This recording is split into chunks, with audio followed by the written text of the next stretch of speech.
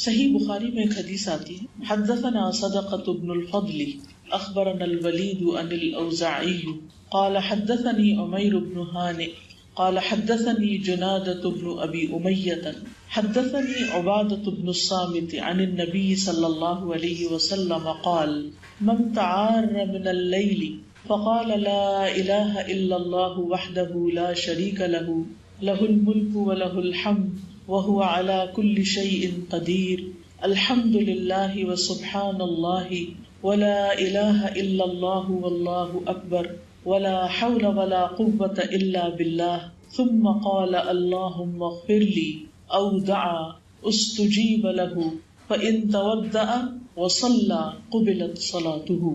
امام بخاری کہتے ہیں کہ ہم سے صدقہ بن فضل نے بیان کیا، وہ کہتے ہیں صدقہ کہتے ہیں، صدقہ نام ہے، ہمیں ولید نے خبر دی، ان کو اوزاعی نے کہا مجھے عمیر بن ہانی نے خبر دی، کہا مجھے جنادہ بن ابی امیہ نے خبر دی، انہوں نے کہا کہ مجھے عبادہ بن صامت رضی اللہ عنہ نے خبر دی، اور وہ خبر کیا ہے آگے بیان ہوگی۔ لیکن آپ دیکھ رہے ہیں کہ امام بخاری کی کتاب میں حدیث آنے سے پہلے یہ حدیث کتنے لوگوں کے توسط سے ان تک پہنچی اور پھر امام بخاری کی کتاب سے ہم تک پہنچی اور ہم اس سے فائدہ اٹھا رہے ہیں۔ یہ وہ تمام لوگ ہیں جنہوں نے اپنی زندگیاں علم حاصل کرنے میں لگا دی، سیکھنے اور سکھانے میں، اور بہت احتیاط اور ایمانداری کے ساتھ اللہ کے رسول صلی اللہ علیہ وسلم کی باتوں کو ہم تک پہنچایا۔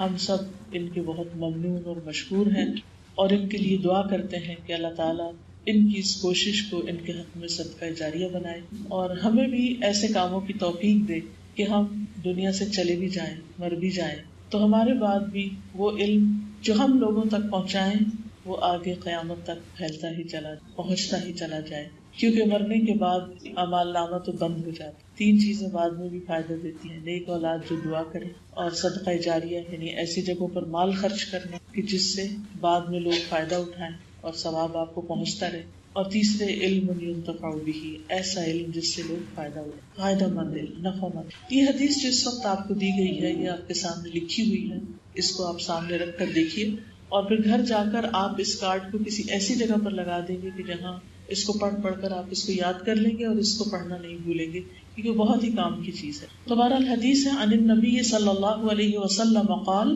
نبی صلی اللہ علیہ وسلم نے فرمایا من تعار من اللیل، جس شخص کی رات کو آنکھ کھل گئی، اور ہم میں سے ہر شخص کے ساتھ یہ ایکسپیرینس ہوتا ہے کہ ہم ایک سائڈ پر سوتے ہیں اور جب ہماری نیند کا ایک سائیکل پورا ہو اور ہمارے وہ سائڈ ذرا تھک جاتی ہے تو خود بخود ہم دوسری طرف رخ پلٹتے ہیں، اور کچھ لوگ تو نیند میں ہی اپنی سائڈ بدل لیتے ہیں، لیکن کچھ لوگوں کی آنکھ کھل جاتی ہے اس وقت، اور خاص طور پر اگر عمر زیادہ ہو تو پھر تو رات کو ایک بار نہیں کئی بار آنکھ کھلتی ہے۔ تو جہاں اس میں تکلیف ہے، مشقت ہے، وہاں اس میں فائدے بھی بہت۔ بہرحال جب رات کو آنکھ کھلے اور وہ جاگ جائے، فقال، پھر کہے لا الہ الا اللہ وحدہ لا شریک لہ لہ الملک ولہ الحمد وہو علی کل شیء قدیر الحمد للہ وسبحان اللہ ولا الہ الا اللہ واللہ اکبر ولا حول ولا قوة الا باللہ، یعنی یہ دعا پڑھ لے۔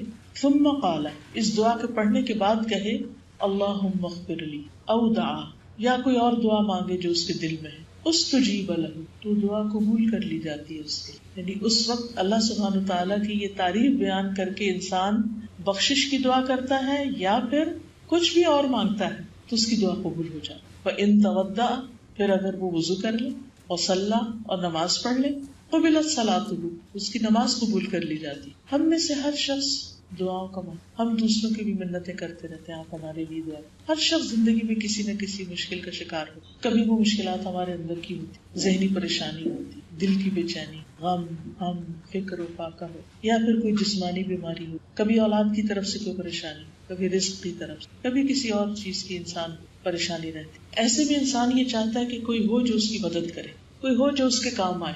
کون کام آ سکتا ہے سوائے اللہ؟ وہی ہے جس کے قبضہ قدرت میں پوری کائنات کی بادشاہت۔ تبارک الذی بیدہ الملک وہو علی کل شیء قدیر، بہت بابرکت ہے وہ جس کے ہاتھ میں تمام کائنات کی بادشاہت، اور وہ ہر چیز پر قادر ہے، وہ سب کچھ کر سکتا ہے۔ تو انسان جب اس کے سامنے ہاتھ پھیلاتا ہے یا اس سے فریاد کرتا ہے یا اس سے دعا مانگتا ہے تو وہ دعا قبول کر لیتا ہے، اور خاص طور پر آدھی رات کو اگر آنکھ کھل رہی ہے اور آپ اللہ کا ذکر کرتے ہیں اور دعا مانگتے ہیں تو یہ ایک بہت ہی سنہرا موقع ہوتا ہے. اس وقت کو ضائع نہیں کرنا چاہیے. اور بعض لوگوں کے ساتھ تو یہ مشکل ہوتی ہے کہ وہ جب ان کی آنکھ کھل جائے تو دوبارہ آنکھ لگتی نہیں، کافی دیر تک سو نہیں پاتے، پریشانیاں غم اور ہم ان کو گھیرے رکھتے ہیں. لیکن اس وقت ان کو یہ سمجھ نہیں آتا کہ اب ہم کریں کیا پڑھیں. نبی صلی اللہ علیہ وسلم نے ہمیں زندگی کے ہر موقع کے بارے میں بہترین رہنمائی دی. اب آپ دیکھیے کہ یہ رات کو آنکھ کا کھلنا اور رات کو انسان کا اندھیرے میں بے چین ہونا، یہ ایک قدرتی سی بات ہے اور ہر ایک کو کم و بیش کسی نہ کسی طرح اس کا ایکسپیرینس کرنا پڑتا ہے. سوچئے اللہ کے رسول صلی اللہ علیہ وسلم نے ہمیں اس وقت بھی تنہا نہیں چھوڑا اور اس وقت بھی بغیر تعلیم اور بغیر رہنمائی کے نہیں چھوڑا کہ ہم پریشان رہیں اور حیران رہیں اور فکر مند رہیں کہ اب ہم کریں کیا، ہمیں نیند نہیں آ رہی، اب کدھر جائیں، کیا ہو. نہیں، اس وقت بھی بتا دیا گیا کہ اب آپ یہ کریں. لیکن افسوس یہ کہ یہ سارے خزانے کتابوں میں موجود ہیں. یہ ایسا ہی ہے جیسے ہمارے گھر میں بڑے بڑے باکسز ہوں اور اس میں ہیرے جواہرات بھرے ہوئے ہوں اور ہم نے ان کو لاک کر کے بند کر کے بس سجا کے رکھا ہوا ہو. آج ہمارا حال یہی ہے کہ ہمارے گھروں میں یہ ساری کتابیں ہوتی، اکثر گھروں میں بخاری ہوتی اور بڑی خوبصورت چھپی ہوئی، اور پھر ہم اس کے ساتھ کیا کرتے ہیں کہ ڈرائنگ روم میں یا کہیں بھی اس کی ساری جلدوں کو خوبصورت طریقے سے سجا کے لگا دیتے اور اس کو پڑھتے نہیں. حل موجود ہے، رہنمائی موجود ہے، لیکن ہمیں علم نہ ہونے کی بنا پر ہم اس سے صحیح طور پر استفادہ نہیں کر سکتے. ہم الگ پریشان ہیں. یہ ایسے ہی ہے کہ جیسے کوئی بیمار ہو اور اس کے گھر میں دوا رکھی ہوئی لیکن لا علمی کی وجہ سے وہ اس دوا کو کھا نہ سکے اور تکلیف میں تڑپتا رہے، پریشان رہے، بے چین. تو ہمیں اس پر اللہ سبحانہ تعالیٰ کا شکر گزار ہونا چاہیے. ہمیں اس پر رسول اللہ صلی اللہ علیہ وسلم کا شکر گزار ہونا چاہیے. ہمیں اس پر امام بخاری کا شکر گزار ہونا چاہیے. ہمیں اس پر امام بخاری کے سارے استادوں کا شکر گزار ہونا چاہیے اور اس کے اوپر کے جتنے بھی لوگ ہیں ان ساری چینج میں کہ جنہوں نے ہم تک یہ علم پہنچایا. ہم میں سے ہر شخص کی یہ خواہش ہوتی ہے کہ اس کی دعا قبول ہو. ہر شخص یہ چاہتا ہے، ہر شخص یہ چاہتا ہے اس کی پریشانیاں دور ہوں، اس کے غم دور ہوں. ہر شخص یہ چاہتا ہے اس کی نمازیں قبول ہوں. لیکن ایک چھوٹا سا نسخہ، ایک چھوٹی سی چیز جو اتنے بڑے ثواب، اتنے بڑے اجر اور اتنی بڑی مشکلات اور بے شمار مشکلات کا حل ہے، اس سے ہم محروم ہیں. کیوں؟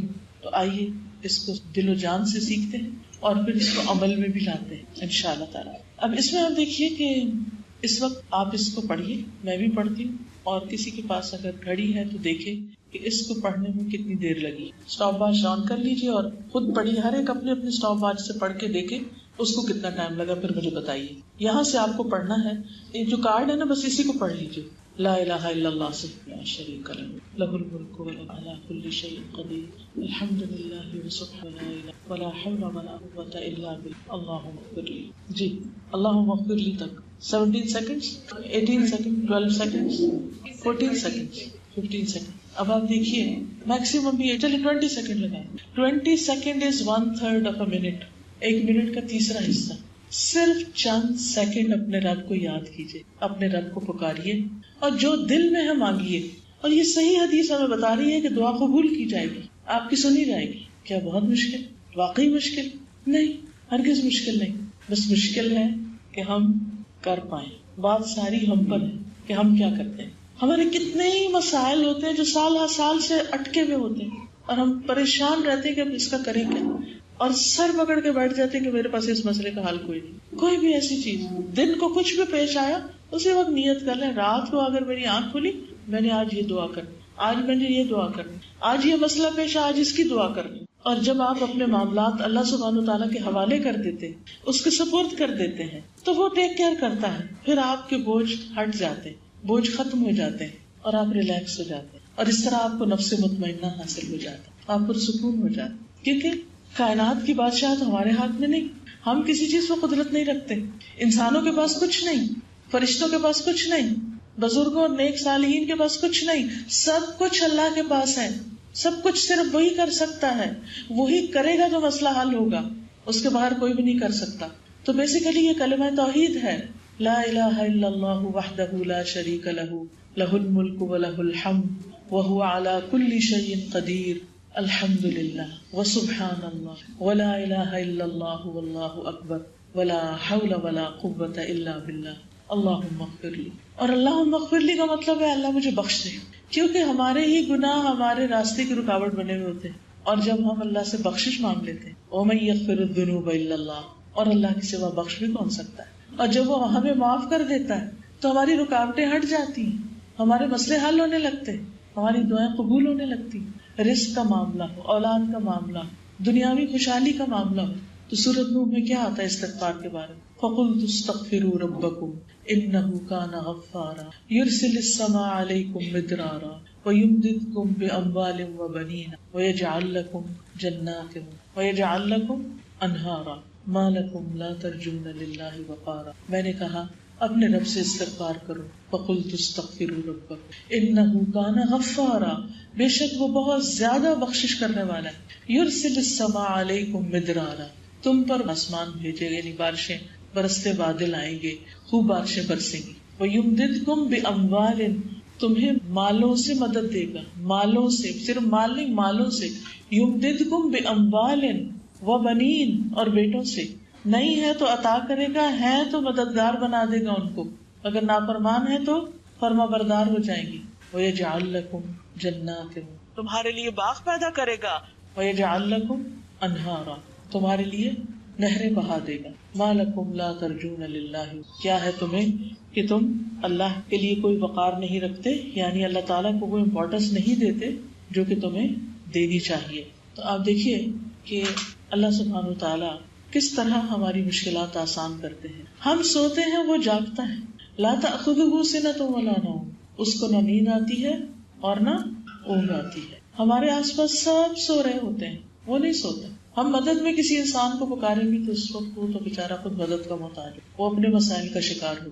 رب کے دینے میں کوئی کمی نہیں، اس کے دونوں ہاتھ بھرے ہوئے ہیں، اور جب سے کائنات بنی ہے وہ خرچ کر رہا ہے اور پھر بھی کچھ کمی نہیں ہوئی، وہ دیتا ہی چلا جا رہا ہے. ہم مانگنے والے نہیں، ہمیں مانگنا نہیں آتا، ہم مانگتے نہیں، یقین سے نہیں مانگتے، پورے اطمینان سے نہیں مانگتے. تو مانگنا سیکھیں. دعا میں ایک دفعہ کہلوا دیتی ہوں تاکہ پروننسیشن آپ کا ٹھیک ہو جائے، اور سب مل کے بھی پڑھ لیتے ہیں، اور پھر اس کے بعد انشاءاللہ مزید تھوڑی سی اس کی وضاحت کروں گی. لا الہ الا اللہ وحدہ لا شریک لہ لہ الملک ولہ الحمد وہو علی کل شیء قدیر الحمد للہ وسبحان اللہ ولا الہ الا اللہ واللہ اکبر ولا حول ولا قوة الا باللہ اللہم اغفر لی. اس میں آپ دیکھیے کہ کتنے کلمات ہیں. ایک ہے لا الہ الا اللہ، اس کا ترجمہ کیا ہے؟ اللہ کے سوا کوئی معبود نہیں. وحدہ، وہ اکیلا ہے. لا شریک لہ، اس کا کوئی شریک نہیں. لہ الملک، بادشاہی اسی کی ہے. ولہ الحمد، اور سب تعریف اسی کے لیے ہے. وَهُوَ عَلَى كُلِّ شَيْءٍ قَدِيرٌ، اور وہ ہر چیز پر کامل قدرت رکھتا ہے. الحمدللہ، سب تعریف اللہ ہی کے لیے ہے. وَسُبْحَانَ اللَّهِ، اور اللہ پاک ہے. وَلَا إِلَٰهَ إِلَّا اللَّهُ، اور اللہ کے سوا کوئی معبود نہیں. وَاللَّهُ أَكْبَرُ، اور اللہ سب سے بڑا ہے. وَلَا حَوْلَ وَلَا قُوَّةَ إِلَّا بِاللَّهِ، اور اللہ کی مدد کے بغیر نہ برائی سے بچنے کی ہمت ہے نہ نیکی کرنے کی طاقت. حول اور قوت ایک ہی چیز ہے، ملتے جلتے الفاظ ہیں. تو ایک میں برائی سے بچنے کی طاقت اور ایک نیکی کرنے کی طاقت نہیں، مگر اللہ ہی کی مدد کے ساتھ. اللہم اغفر لی، اے اللہ مجھے بخش دے. اب آپ دیکھیے کہ یہ کلمہ تو سب کو آتا ہے، لا الہ الا اللہ وحدہ لا شریک لہ، بچپن سے سکھا دیتے ہیں. الحمدللہ بھی آتا ہے، سبحان اللہ بھی آتا ہے، ولا الہ الا اللہ بھی آتا ہے، واللہ اکبر بھی آتا ہے، ولا حول ولا قوت الا باللہ بھی آتا ہے. اللہم اغفر لی، سب کچھ تو آپ کو آتا ہے، مشکل تو ہے ہی نہیں کچھ، صرف ترتیب یاد رکھنی. کیونکہ عام طور پہ ہم سبحان اللہ والحمدللہ ولا الہ الا اللہ واللہ اکبر کہتے ہیں، یہاں الحمدللہ پہلے. تو جس طرح نبی صلی اللہ علیہ وسلم نے سکھایا ہے اسی طرح اس کو پڑھنے کی ضرورت ہے، اسی ترتیب کے ساتھ، پھر انشاءاللہ زیادہ فائدہ ہوگا. اس میں آپ دیکھیے کہ سب سے پہلے لا الہ الا اللہ، کہ اللہ کے سوا کوئی معبود حقیقی ہے ہی نہیں.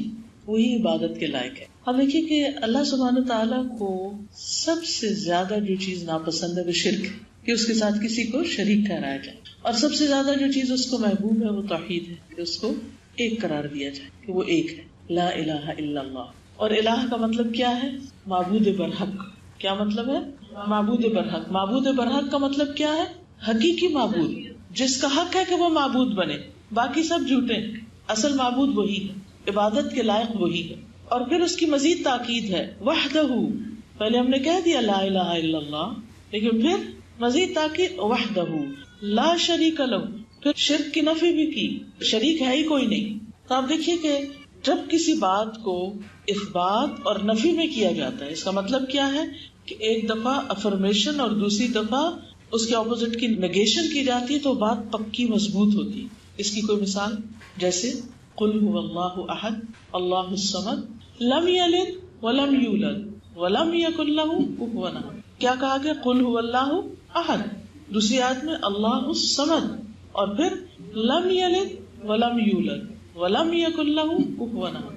آخری دو میں کیا ہے؟ لم. لم لم کا کیا مطلب ہوتا ہے؟ نہیں، نو نو. ٹھیک ہے، تو اس بات اور نفی. مثلا آپ کہتے ہیں نا میں نے پانی پیا اور کچھ بوتل میں چھوڑا ہی نہیں. اگر آپ صرف یہ کہیں کہ میں نے پانی پی لیا تو یہ بھی بات ہے، لیکن آپ کہتے ہیں میں نے اس میں سے کچھ چھوڑا ہی نہیں، تو یہ بات زیادہ تاکید والی بات ہے. تو یہاں لا الہ الا اللہ وحدہ ایک بات، اور پھر لا شریک لہ مزید اس کی تاکید. دیکھیے بہت سے لوگ اللہ سبحانہ و تعالیٰ کو بڑا مانتے ہیں، الہ مانتے ہیں کہ وہی بڑا ہے، وہی معبود ہے. آپ دیکھیے کہ تمام مذاہب میں یعنی اللہ سبحانہ و تعالیٰ کو مختلف ناموں سے جو وہ اپنے اپنے طریقے سے پکارتے ہیں، لیکن اس کو بڑا مانتے ہیں.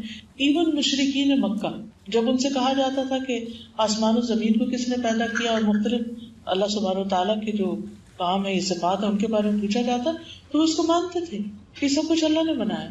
وہ نہیں کہتے تھے بتوں نے بنایا، لیکن ساتھ کیا کرتے تھے؟ صرف ایک نہیں مانتے تھے، ساتھ اوروں کو شریک کر دیتے تھے. تو ان کا سب سے بڑا قصور یہی تھا کہ انہوں نے اللہ کو تو مانا مگر ایک نہیں مانا. تو یہ بہت امپورٹنٹ ہے کہ اللہ سبحانہ تعالیٰ کو معبود مانا جائے، لیکن ایک مانا جائے اور اس کے ساتھ کسی کو شریک نہ کیا جائے کہ کوئی اور شریک ہے ہی نہیں.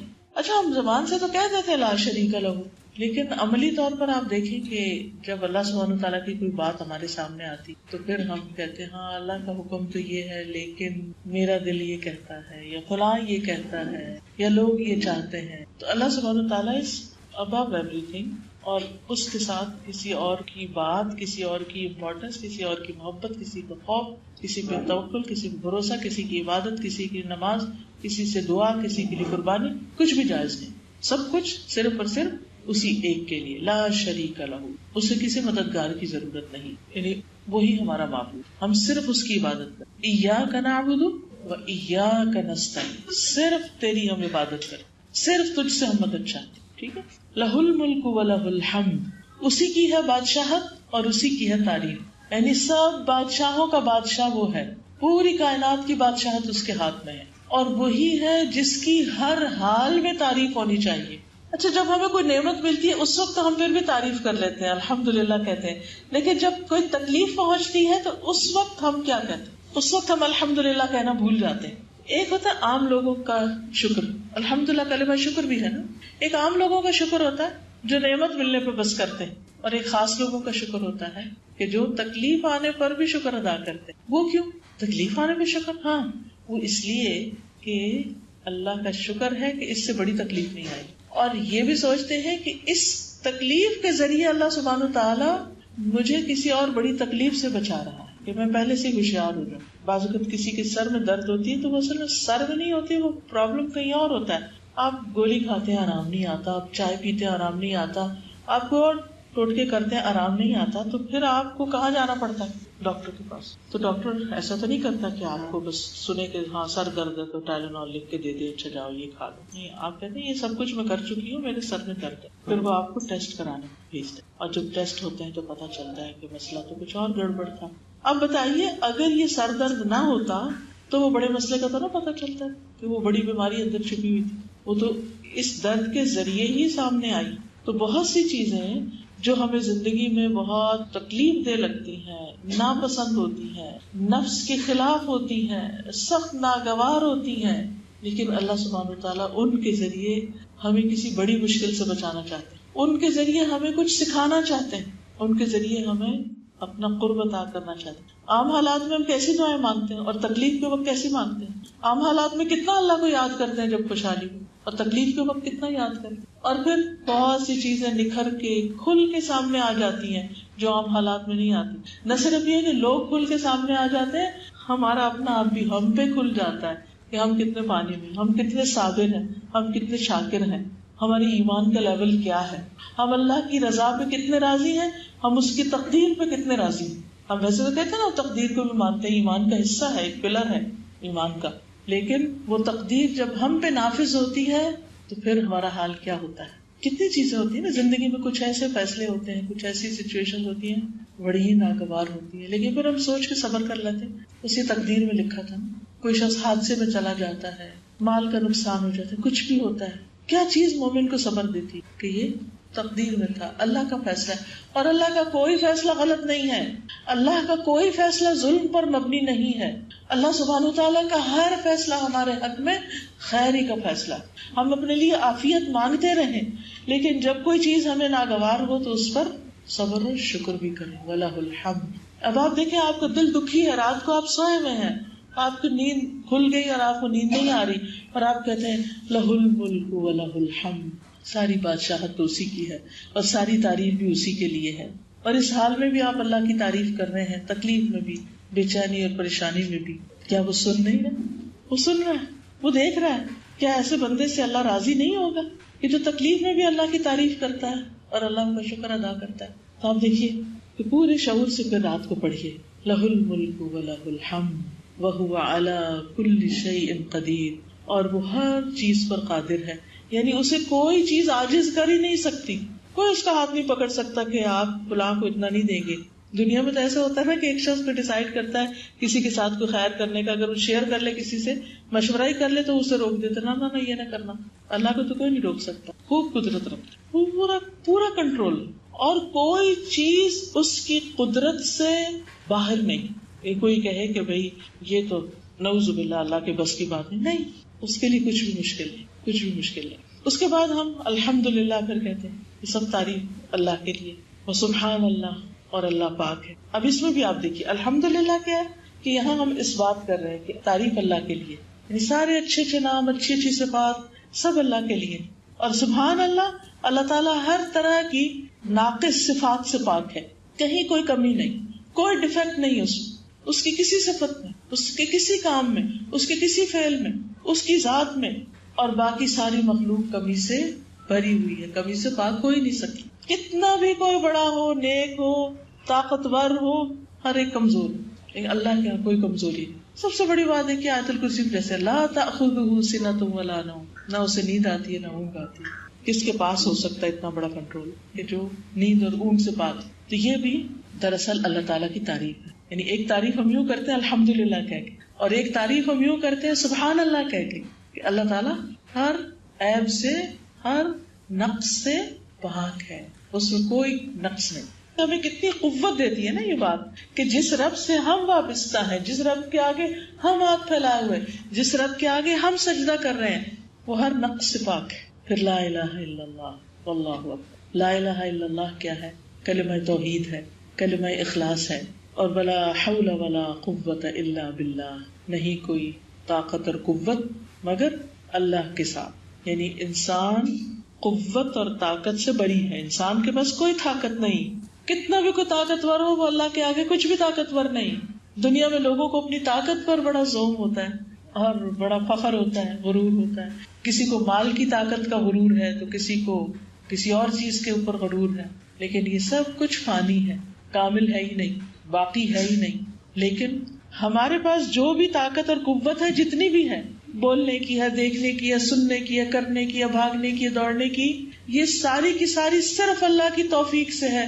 جس دن وہ یہ توفیق چھین لے، ہم ایک لفظ بھی نہیں بول سکتے، ہم سامنے پڑی چیز بھی نہیں دیکھ سکتے، ہم امپورٹنٹ سے امپورٹنٹ ضروری بات بھی نہیں سن سکتے، اور حق اور ہدایت کی بات اور قرآن کی سمجھ کی بات وہ تو ویسے نہیں آ سکتی جب تک اللہ توفیق نہ دے، جب تک وہ دل نہ کھولے، جب تک وہ پردے نہ ہٹائے. تو ہم جو کچھ کر رہے ہیں، چاہے ہم نماز پڑھیں، چاہے ہم یہ قرآن پڑھ رہے ہیں یا پڑھا رہے ہیں، یا آج یہاں مل کے بیٹھے ہیں یا یہاں پہنچے ہیں اور یہ باتیں کر رہے ہیں، یہ صرف اور صرف اللہ کی توفیق سے ہوا ہے. ہمارے اندر کوئی طاقت نہیں، ہمارے پاس کچھ نہیں تھا کہ ہم یہاں آ بیٹھتے. یہ سارے مواقع، یہ ساری اپرچونٹیز صرف اسی کی دی ہوئی ہیں.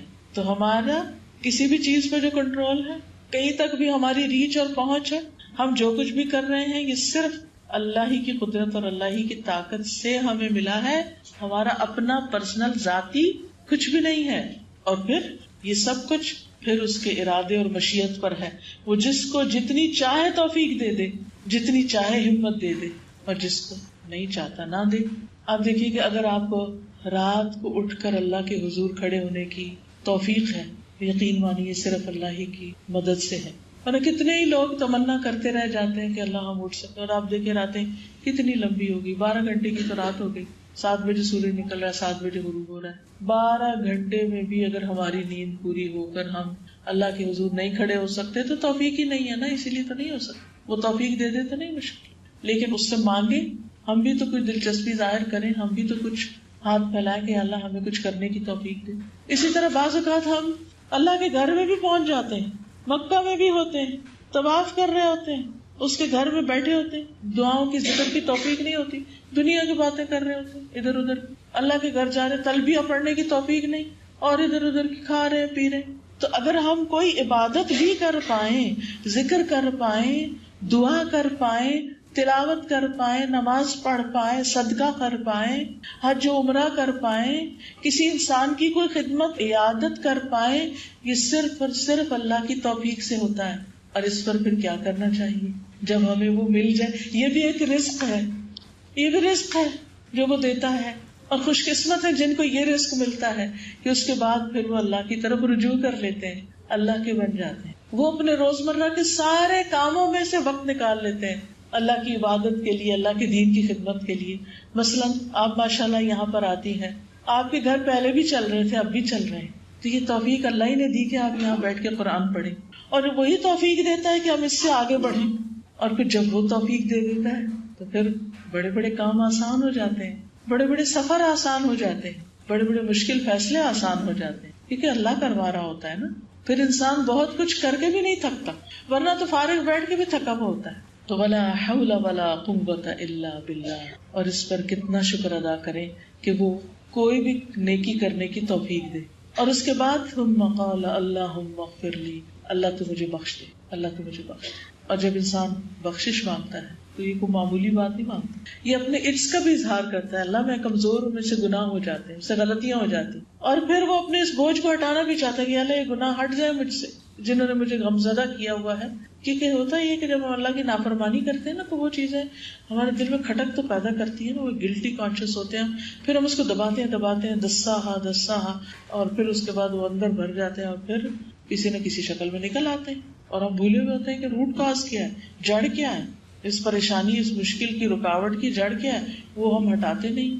تو استغفار جو ہے ساری رکاوٹوں کو دور کرتا ہے. اور پھر اتنی ساری اللہ کی حمد و ثنا کرنے کے بعد جب رات کے اندھیروں میں تنہا آپ اللہ کو پکارتے اللہ مجھے بخش دے، اللہ مجھے معاف، تو آپ دیکھیے کہ پھر اللہ تعالیٰ آپ کی دعا فوراً قبول کر لیتا ہے. اور ویسے بھی جب کوئی شخص اللہ کی حمد و ثنا کے بعد، درود کے بعد دعا کرتا ہے تو دعا قبول ہوتی. اور حدیث کے آخری حصے میں کیا ہے کہ اگر وہ کھڑا ہوتا ہے، وضو کرتا ہے، نماز پڑھتا ہے اللہ کی توفیق سے تو نماز قبول ہو جاتی. اور رات کو نماز پڑھنا اور اللہ کی حمد و ثنا کرنا یہ اللہ کے بندوں کی صفات میں سے ہے. سورۃ السجدہ میں آتا ہے انما یؤمن بآیاتنا، بلا شبہ ہماری آیتوں پر ایمان لاتے ہیں، الذین وہ لوگ اذا ذکروا بہا کہ جب وہ ان آیات کے ساتھ نصیحت کیے جاتے ہیں، خروا سجدا سجدے میں گر پڑتے ہیں، جھک جاتے ہیں، قبول کر لیتے ہیں. وسبحوا بحمد ربہم اور اپنے رب کی حمد کے ساتھ تسبیح کرتے ہیں. وہم لا یستکبرون اور وہ تکبر نہیں کرتے، اکڑتے نہیں، انکار نہیں کرتے، مان جاتے ہیں آرام سے. اللہ کا حکم ہے آمنا وصدقنا سمعنا واطعنا تتجافى جنوبهم عن المضاجع يدعون ربهم خوفا وطمعا وَمِمَّا رَزَقْنَاهُمْ يُنْفِقُونَ، ان کے پہلو بستروں سے جدا رہتے ہیں، وہ اپنے رب کو ڈرتے ہوئے اور امید رکھتے ہوئے پکارتے ہیں، اور ہم نے انہیں جو کچھ دیا ہے اس میں سے خرچ کرتے ہیں۔ یہ ہیں وہ لوگ جو ہماری آیات پر ایمان رکھتے ہیں۔ یہ ہے ایمان لانے کا مطلب۔ قرآن پر ایمان کا مطلب یہ ہے کہ پھر ان کے عمل میں تبدیلی آتی، اللہ کی محبت ان کو بستروں سے اٹھا دیتی ہے۔ اب دیکھیے، اگر آپ رات کو کتنی بھی گہری نیند سوئے ہوں، اگر کوئی ایسا شخص آ کے آپ کا دروازہ کھٹکھٹا دے جو آپ کو بہت ہی عزیز ہے، تو آپ کیا کریں گے؟ سائڈ بدل کے سو جائیں گے، اچھل کے اٹھیں گے، جلدی سے دروازہ کھولیں۔ محبت نے اٹھایا نا۔ اور آپ جتنی بھی مائیں ہیں سب کو پتا ہے، بچہ چوں بھی کرے تو ماں اٹھ جاتی، کتنی جلدی اٹھتی، اور کس طرح اس کے دل سے وہ محبت جوش مار رہی ہوتی ہے۔ اور بچہ اگر چوں چوں کرے کچھ بھی تو اس کو پٹائی نہیں شروع کر دیتی کہ تو مجھے ڈسٹرب کرے، بلکہ اس کو سینے سے لگاتی، اس کو دودھ پلاتی ہے، اس کو تبکاتی ہے، اس کو چینج کرتی، کچھ بھی اس کے لیے کرنا پڑے۔ اور اگر اس کی طبیعت خراب ہو، کان میں درد ہو یا پیٹ میں درد ہو، تو وہ بستر سے بھی اٹھ کے باہر لے جاتی ہے، ٹہلا ٹہلا کے اس کو سلاتی ہے۔ ہم سب ان کیفیات سے گزرے ہیں، ہم سب یہ جانتے ہیں، یہ تجربے ہم سب نے کیے ہیں۔ محبت نے یہ ساری قربانیاں کروائی نا۔ اللہ کی محبت تو اس سے بڑی ہوتی۔ پھر اسی طرح اگر دن میں بہت کام ہے، مشقت والے کام ہے، رات کو بچے جگاتے ہیں، نہیں اٹھ سکتے، نہیں ابھی آپ تہجد پڑھ سکتے، تو ایک اور کام آپ کر سکتے ہیں، اور وہ یہ ہے کہ سوتے وقت وضو کر لیں، اللہ کا ذکر کر کے سوئیں۔ تو ایسا شخص جو وضو سے سوتا ہے، اللہ کے ذکر کے ساتھ سوتا ہے، رات سونے کی جو دعائیں آداب ہیں، کتاب بھی ہے اور ایپ بھی ہے، آپ اپنے فون میں بھی ڈال سکتے ہیں، بیڈ پہ لیٹے ہوئے اپلیکیشن کو کھول کے آپ وہ دعائیں دیکھ کے بھی پڑھ سکتے ہیں۔ اب تو کچھ مشکل ہی نہیں رہی، الحمدللہ۔ اس دور میں اللہ نے ہمیں پیدا کیا جب ہر چیز ہماری جسٹ کلک اوے، یا بس کلک کرنے کی دیر ہے، وہ سب کچھ سامنے آ جاتا، مگر سستی بھی اتنی زیادہ ہو گئی۔ بہرحال اللہ اس سے دور کرے۔ تو رات کو ذکر کر کے سوتے ہیں، حدیث میں آتا ہے پھر رات کے کسی حصے میں اٹھ کر اللہ سے دنیا اور آخرت کی خیر و بھلائی کا سوال کرتا ہے تو اللہ تعالیٰ اسے ضرور دیتا ہے۔ یعنی آپ نہیں بھی تہجد کے لیے اٹھے، نہیں بھی بستر سے اٹھے، بستر پر لیٹے ہوئے ہیں اور آپ دعا کر رہے ہیں، بس شرط یہ ہے وضو سے سوئیں، رات کے اذکار پڑھ کے سوئیں، پھر بھی دعائیں قبول ہوگی۔ اب آپ دیکھیے کہ مشکلات کا حل، ہر مسئلے کا حل تو آپ کو اللہ سبحانہ تعالیٰ نے دے ہی دیا ہے۔ اب ہم نہ عمل کریں تو اور بات ہے، ایک شخص بیمار بھی ہو، ہائے ہائے بھی کرے اور دوا نہ کھائے تو پھر قصور کس کا؟ اس کا اپنا ہی ہے۔ اسی طرح ایک اور حدیث میں آتا ہے، ابو ہریرہ رضی اللہ عنہ کی روایت ہے، نبی صلی اللہ علیہ وسلم نے فرمایا، جس نے طہارت کی حالت میں رات گزاری تو اس کے بستر میں ایک فرشتہ رات گزارتا ہے۔ رات کی کسی گھڑی میں جب بھی وہ کروٹ بدلتا ہے تو فرشتہ کہتا ہے، اللہ اپنے اس بندے کو معاف کر دے، اس نے طہارت کی حالت میں رات گزاری۔ یعنی آپ باوضو سوئے، پھر وضو چلا بھی گیا، لیکن ابتدا جس چیز سے ہوئی اس کو کنسیڈر کیا جائے گا۔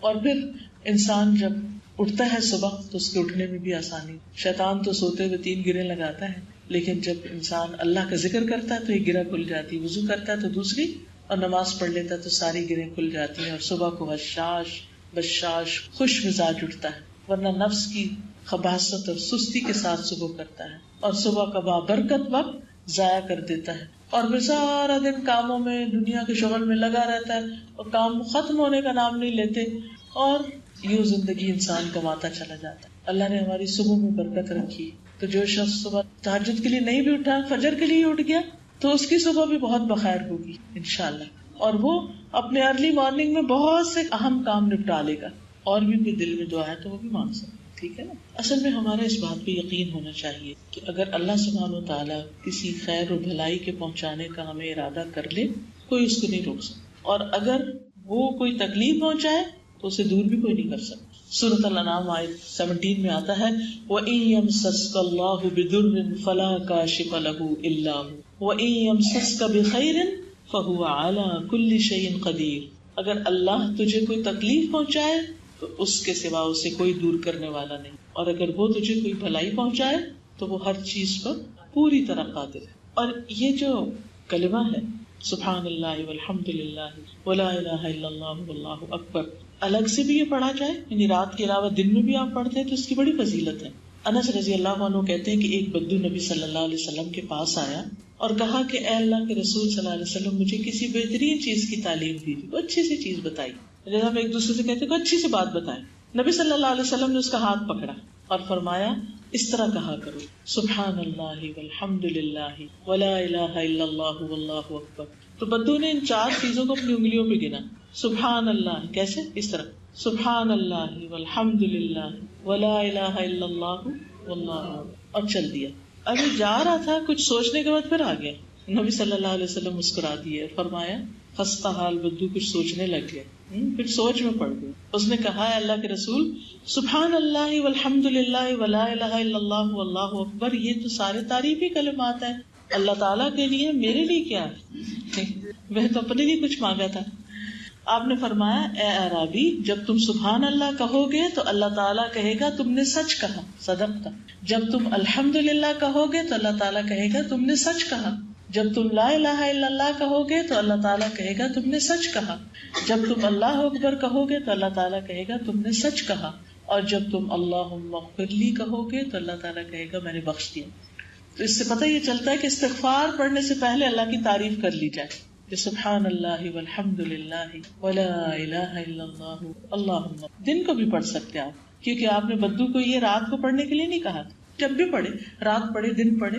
پھر فرمایا جب تم اللہم ارحمنی کہو گے تو اللہ تعالیٰ کہے گا میں نے رحم کر دیا.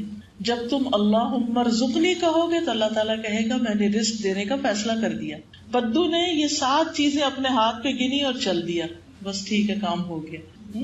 رزق کا مسئلہ بھی حل، رحم بھی ہو گیا اور بخشش بھی ہو گئی.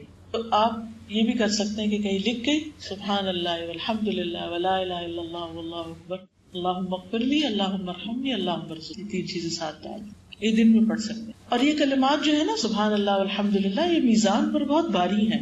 حضرت ابو سلمہ رضی اللہ عنہ جو حضور صلی اللہ علیہ وسلم کے غلام تھے، ان سے روایت ہے کہ رسول اللہ صلی اللہ علیہ وسلم نے فرمایا بخ بخ واہ واہ. اپنے ہاتھ سے 5 کا اشارہ کیا. کیا کیا؟ 5 کا اشارہ کیا اور فرمایا واہ واہ، یہ میزان میں کتنے بھاری ہیں. یہ سکھانے کا طریقہ تھا آپ کا. یعنی آپ دیکھیے کہ ایک ہی ایک انسان ویسے کہے یہ 5 چیزیں پڑھے، اور ایک یہ ہے کہ ہاتھ سے 5 انگلیوں کا اشارہ بھی اور ساتھ کا واہ واہ. یہ کتنی اچھی چیزیں، یہ کتنے اچھے کلمات ہیں، یہ میزان میں کتنے بھاری ہوں گے. سبحان اللہ والحمد للہ ولا الہ الا اللہ واللہ اکبر. اور 5ویں چیز، کسی کا فوت ہونے والا نیک بیٹا کہ اس کا باپ اللہ تعالیٰ سے ثواب کی امید رکھ کر صبر کرے، یعنی اس کا بھی میزان میں بہت بھاری اجر. اچھا ہم یہ پڑھتے ہیں نا کہ اچھا نیک اولاد ہو اور پھر وہ اس کے لیے دعا کری، تو ہم کہتے ہیں کتنا خوش قسمت ہے وہ، تو اس کے لیے دعائیں ہوں گی. تو ہمارے لیے کیا ہے؟ ہمارا تو بیٹا ہی نہیں، یا ہماری اولاد ہی نہیں، یا بیٹا تھا تو فوت ہو گیا. کئی دفعہ ایسے جوان بچے فوت ہو جاتے ہیں. تو آپ دیکھیے کہ وہ بھی میزان میں بہت بھاری نیکی ہے کہ انسان اگر کسی چیز سے محروم ہے اور اس پر انسان صبر کرے اور شکوے شکایتیں نہ کرے اور ہر وقت اپنے غم کا رونا نہ روئے، اللہ کا اس پر بھی شکر ادا کرے. پھر یہ گناہوں کو جھاڑنے والے کلمات ہیں. ترمذی کی روایت ہے، انس رضی اللہ عنہ کہتے ہیں کہ رسول اللہ صلی اللہ علیہ وسلم ایک ایسے درخت کے پاس سے گزرے جس کے پتے سوکھ چکے تھے. آپ نے اس پر لاٹھی ماری تو اس کے پتے جھڑنے لگے. آپ نے فرمایا الحمدللہ وسبحان اللہ ولا الہ الا اللہ واللہ اکبر سے اسی طرح گناہ جھڑتے ہیں جس طرح اس درخت کے پتے جھڑتے. یہی باقیات الصالحات بھی ہیں. قرآن مجید میں آتا ہے نا المال والبنون زینت الحیات الدنیا والباقیات الصالحات خیر عند ربک ثوابا وخیر عملا. مال اور بیٹے دنیا کی زندگی کی رونق ہے، مل جائے تو ٹھیک، دنیا میں رونق ہو جاتے، نہیں تو اس سے بہتر بھی ایک اور چیز ہے، وہ ہے جو ہمیشہ باقی رہے گی. مال بھی جانے والا، مال کا لفظی مطلب ہوتا ہے مالا یمیل، اسے کا مطلب ڈلنا، ڈلنے ہی والی چیز ہے، جانے ہی والی چیز ہے، رکنے والی چیز نہیں. اگر آپ روک کے بھی رکھیں ڈیویلیویشن ہو جاتی. تو پھر ابو ہریرہ کہتے ہیں، صحیح ترغیب و ترہیب کی روایت ہے کہ رسول اللہ صلی اللہ علیہ وسلم نے فرمایا اپنا بچاؤ حاصل کر لو. صحابہ نے کہا اللہ کے رسول کیا دشمن آ گیا؟ آپ نے فرمایا نہیں، لیکن تمہارا بچاؤ جہنم سے. سبحان اللہ والحمد للہ ولا الہ الا اللہ واللہ اکبر پڑھو، کیونکہ یہ کلمات قیامت کے دن آگے آ کر پیچھے آ کر تمہارا بچاؤ کریں گے. یہی کلمات باقیات صالحات ہیں، باقیات صالحات. اور اس میں جو جملہ آتا ہے ولا حول ولا قوت الا باللہ، یہ تو جنت کا خزانہ ہے. اگر ہمیں کوئی دنیا کے خزانے کے بارے میں بتائے تو ہم کیا کریں گے؟ اگر کوئی کہے کہ فلاں جگہ پر جاؤ اور وہاں ایک خزانہ دفن ہے، کوئی پیچھے رہے گا؟ نہیں رہے گا. اور یہ جنت کا خزانہ ہے، کوئی معمولی چیز نہیں ہے، بہت بڑی چیز ہے. آپ صلی اللہ علیہ وسلم نے عبداللہ بن قیس سے کہا کہو لا حول ولا قوت الا باللہ، کیونکہ یہ جنت کے خزانوں میں سے ایک خزانہ ہے. جب کوئی انسان یہ کلمہ کہتا ہے تو اللہ بندے کو اپنی سپردگی میں لے لیتا ہے. ابو ہریرہ کہتے ہیں ایک مرتبہ نبی صلی اللہ علیہ وسلم نے فرمایا کیا میں تمہیں جنت کے خزانوں میں سے کسی خزانے کا نہ بتاؤں؟ میں نے کہا کیوں نہیں؟ کہا لا حول ولا قوت الا باللہ. ابو ہریرہ کہتے ہیں میں سمجھتا ہوں کہ آپ نے یہ بھی فرمایا اس پر اللہ عز و جل فرماتا ہے میرے بندے نے سر تسلیم خم کر دیا اور خود کو سپرد کر دیا. یعنی جیسے انسان پڑھتا ہے نا کہ سبحان اللہ، تو اللہ تعالیٰ کیا فرماتے ہیں، اس نے سچ کہا، الحمدللہ سچ کہا. اور اللہ مغفر لی کہتا ہے تو اللہ بخش دیتا ہے کہ میں اس کو بخش دیا. تو یہاں پر جب لا حول ولا قوت الا باللہ انسان کہتے تو اللہ تعالیٰ فرماتے اس بندے نے اپنے آپ کو میرے حوالے کر دیا. یعنی ایک توکل ہے، اللہ پہ بھروسہ ہے. پھر اسی طرح یہ جنت کے دروازوں میں سے ایک دروازہ ہے. قیس بن سعد کہتے ہیں ایک مرتبہ ان کے والد نے نبی صلی اللہ علیہ وسلم کی خدمت کے لیے مجھے بھیجا. نبی صلی اللہ علیہ وسلم میرے پاس سے گزرے تو اس وقت میں نماز پڑھ چکا تھا. نبی صلی اللہ علیہ وسلم نے مجھے اپنے پاؤں کے ساتھ ٹھوکر ماری، یعنی ایسے کر کے ہلایا اور فرمایا کیا میں تمہیں جنت کے دروازوں میں سے ایک دروازے کا نہ بتاؤں؟ میں نے عرض کیا کیوں نہیں اے اللہ کے رسول؟ آپ نے فرمایا لا حول ولا قوت الا. اچھا اب دیکھیے کہ کیا ہم بھی لوگوں کو کوئی ایسی بات بتا دیتے ہیں جب وہ ہمارے پاس آتے ہیں کوئی ہماری ہیلپ کرنے کے لیے؟ وہ ایسا تھا نا کوئی پارٹی ہو، شادی ہو، کوئی گھر شفٹنگ موونگ ہو رہی ہو تو ہم ایک دوسرے کی مدد کرتے ہیں، تو ہم اس کو عام طور پر یا شکریہ کے الفاظ سے کمپنسیٹ کرتے ہیں یا کبھی کوئی گفٹ ایک دوسرے کو دے دیتے ہیں یا پھر کوئی بھی طریقہ ہو سکتا ہے. لیکن اس موقع پر آپ کیا کر سکتے ہیں؟ یہ جو دعا کے کارڈ آپ کو ملے نا یہ گھر میں رکھا کریں، کیونکہ زبانی ہمیں بتانا نہیں آتا بعض اوقات. گھر میں رکھے ہوئے کوئی آیا اچانک تو آپ اس کو شکریہ ادا کرنے کے ساتھ ساتھ یہ میری طرف سے گفٹ ہے، آپ اس دعا کو پڑھیں، آپ کو بہت فائدہ ہوگا، آپ کے سارے مسائل کا حل ہے یہ. لیکن ہم اس میں بخل کر جاتے ہیں خیر کی بات دینے میں، بتانے میں، پہنچانے میں. حالانکہ ہو سکتا ہے کہ جب وہ آپ کا دیا ہوا پڑھے تو اللہ تعالیٰ اس کے اس صدقے کی وجہ سے یا اس شکرانے کی وجہ سے آپ کی بھی دعائیں قبول کرے. تو چھوٹے بڑے کارڈ مختلف سائز کے گھر میں رکھا کر، اور رکھے ایسی جگہ جو دروازے کے قریب ہو، جب کوئی جا رہا ہو تو یاد آ جائے. اس میں آپ صلی اللہ علیہ وسلم کی سنت کیا بتاتی ہے کہ وہ بچہ آیا آپ کی ہیلپ کرنے کے لیے اور آپ نے اس کو ایک اچھی بات سکھا کے جنت کا دروازہ دکھا رہا ہوں. اسی طرح یہ جنت کے پودے لگانے والا کلمہ بھی ہے. ابن عمر کہتے ہیں رسول اللہ صلی اللہ علیہ وسلم نے فرمایا کثرت سے جنت کے پودے لگاؤ، بے شک اس کا پانی میٹھا، اس کی مٹی پاک، بس اس کے پودوں کو کثرت سے لگاؤ. انہوں نے کہا یا رسول اللہ صلی اللہ علیہ وسلم اس کے پودے کیا ہیں؟ فرمایا ماشاء اللہ لا قوت الا باللہ. اور اس کلمے کو بھی کثرت سے پڑھنا چاہیے، ہو سکے تو ایک تسبیح دن میں کر لیں. ابو ذر کہتے ہیں کہ مجھے میرے خلیل نے 7 چیزوں کا حکم دیا، 7 چیزوں کی وصیت کی. نمبر 1 کہ میں مساکین سے محبت کروں، مسکینوں سے، ٹوٹے دل والوں سے، دکھی لوگوں سے. عام طور پر کیا ہوتا ہے جو ایسے لوگ ہوتے ہیں سب ان سے بھاگتے ہیں، یہ کچھ مانگ نہ بیٹھے، یہ ہمارا سر کھائے گا، یہ اپنے قصے سنائے گا، یہ میرے سامنے روئے دھوئے گا، بہتر ہے اس کو اوائڈ کرو، بھاگ نکلو. تو آپ نے دیکھا ہوگا کہ جو لوگ بےچارے دکھی ہوتے ہیں کچھ ان کی بات بھی نہیں سنتا، یہ ہر شخص مصروف ہے، بھاگ رہا ہے. تو کبھی بیٹھ جایا کریں، اچھا سنائیں، بتائیں کیا کہتے. اگر اس وقت ٹائم نہیں، کیونکہ بعض اوقات آپ نے بچوں کو اسکول سے لینا ہے، ادھر بھاگنا ادھر بھاگنا، اپنا کوئی فرصت کا ٹائم بتا دیں، آپ اس وقت مجھے کال کر لیں، آپ اس وقت مجھے مل لیں اور بیٹھ کے اس کی سن لیں. فرمایا کہ میں مساکین سے محبت کروں اور ان کے قریب رہوں، کیونکہ جب ٹوٹے دل والوں کے پاس انسان بیٹھتا ہے نا تو انسان کا دل نرم رہتا ہے. ورنہ اگر ہر وقت انسان ایسے لوگوں سے ملے جو غافل ہے تو پھر کیا ہوتا ہے، انسان خود بھی غافل ہو جاتا ہے. دوسری جو نصیحت کی وہ کیا تھی، اپنے سے نیچے والے کو دیکھوں، اوپر والے کو نہ دیکھوں.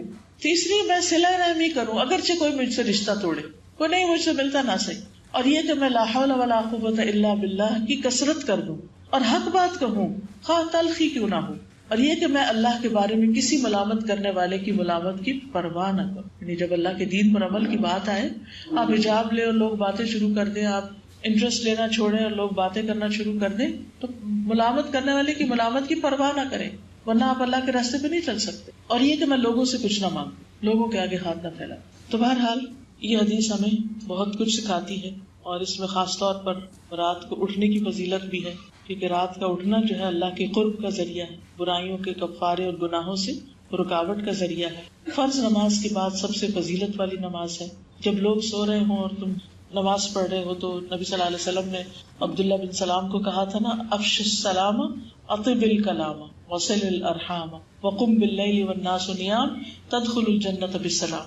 سلام پھیلاؤ، اچھی گفتگو کرو، صلہ رحمی کرو. لوگ جب سو رہے ہو تم نماز پڑھو، سلامتی سے جنت میں داخل ہو جاؤ. اور آخری چیز یہ جو کلمہ ہے نا، لا الہ الا اللہ وحدہ لا شریک لہ لہ الملک ولہ الحمد وہو علی کل شیء قدیر، اس کی مختلف جگہ پر اور بھی پڑھنے کی فضیلت ہے. یعنی یہ جو دعا آپ کو ٹوٹل دی گئی ہے، اس میں کئی کلمات، کئی مجموعہ ہے، یہ بہت سی چیزوں کا پورا ایک گلدستہ ہے. تو اس میں دعا جہاں سے شروع ہو رہی ہے لا الہ الا اللہ وحدہ لا شریک لہ، تو اس کو کثرت سے پڑھنے کی بہت فضیلت ہے.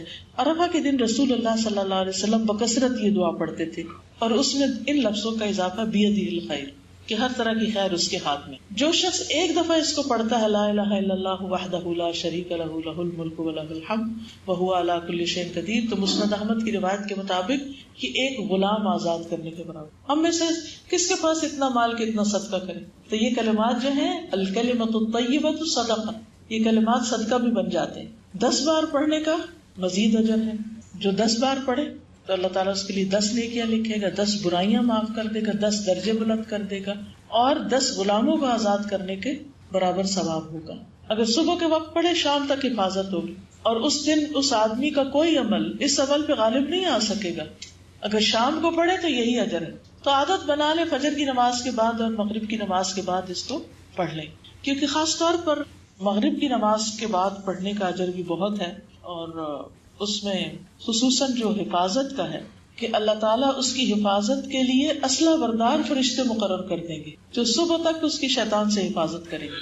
اور اللہ تعالیٰ اس کی وجہ سے اس کے لیے 10 رحمتیں واجب کرنے والی نیکیاں لکھ دے گا، اور 10 برباد کرنے والے گناہ معاف کر دیے جائیں گے، اور 10 مومن غلام آزاد کرنے کے برابر ثواب عطا کیا جائے گا. ویسے تو آپ کسی بھی وقت پڑھ سکتے ہیں، لیکن یہ 2 اوقات اگر پڑھیں گے تو حفاظت ہوگی. اور اسی طرح اگر کوئی شخص مہینے میں مثلاً ایک دفعہ یہ پڑھ لے کہ لا الہ الا اللہ وحدہ لا شریک لہ لہ الملک ولہ الحمد لا الہ الا اللہ لہ الملک ولہ الحمد لا الہ الا اللہ ولا حول ولا قوۃ الا باللہ، اور ان کلمات کو اپنی انگلیوں پر 5 بار گنا دے، یعنی 5 دفعہ، تو اگر اس مہینے میں انسان فوت ہو جائے تو اس کے گناہ معاف ہو جائیں گے. اسی طرح ہر نماز کے بعد 33 دفعہ سبحان اللہ، 33 دفعہ الحمدللہ، 33 دفعہ اللہ اکبر، اور آخری دفعہ 100 کا عدد پورا کرنے کے لیے یہی کلمہ لا الہ الا اللہ وحدہ لا شریک، تو اس کے سارے گناہ معاف کر دیے جائیں گے، خاص سمندر کی جھاگ کے برابر. اور یہ صحیح مسلم کی روایت ہے. اچھا، فجر اور مغرب کی نماز کے بعد بغیر قدم ہلائے یہ کلمات پڑھنا زیادہ افضل ہے.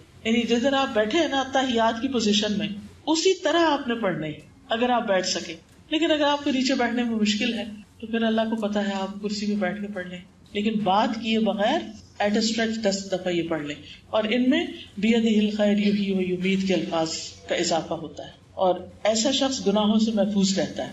حدیث میں آتا ہے جو شخص مغرب اور فجر کی نماز پڑھنے کے بعد اپنے پاؤں جائے نماز سے پھیرنے سے پہلے یہ کلمات 10 مرتبہ کہہ لے، لا الہ الا اللہ وحدہ لا شریک لہ لہ الملک ولہ الحمد بیدہ الخیر یحیی و یمیت وہو علی کل شیء قدیر، تو اس کے لیے 10 نیکیاں لکھی جائیں گی، 10 گناہ معاف ہوں گے، 10 درجات بلند ہوں. اور یہ کلمات اس کے لیے ہر ناپسندیدہ چیز اور شیطان مردود سے حفاظت کا ذریعہ بن جائیں گے. شرک کے علاوہ کوئی گناہ اسے گھیرے گا نہیں، وہ عمل کے لحاظ سے تمام لوگوں سے افضل ہوگا، مگر وہ جو اس بندے سے بھی آگے بڑھنا چاہتا ہے تو وہ اس سے زیادہ پڑھ لے.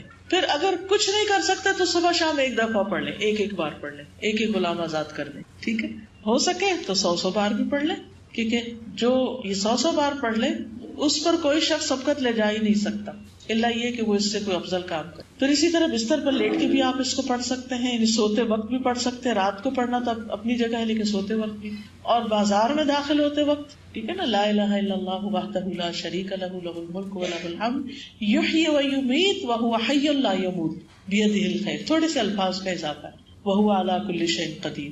تو اس کے لیے 10 لاکھ یعنی 1 ملین نیکیاں لکھی جاتی ہیں جو بازار میں اس کو پڑھتا ہے، کیونکہ وہاں انسان کا دھیان چیزوں کی طرف ہوتا ہے نا، ذکر کی طرف نہیں ہوتا، تو اجر بھی بڑھ گیا.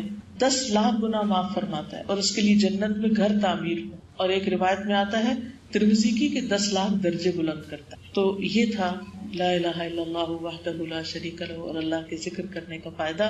اور اصل یہ ہے کہ سارے مسائل کا حل، کیونکہ ہم مشکلات میں جب گھرے رہتے ہیں تو اس وقت دعا کرنا بھول جاتے ہیں، تو جو اس میں اللہ کو یاد کر لے وہ کامیاب ہو گیا انشاءاللہ. اسی کے ساتھ میں اپنے اس لیکچر کا اختتام کرتی ہوں.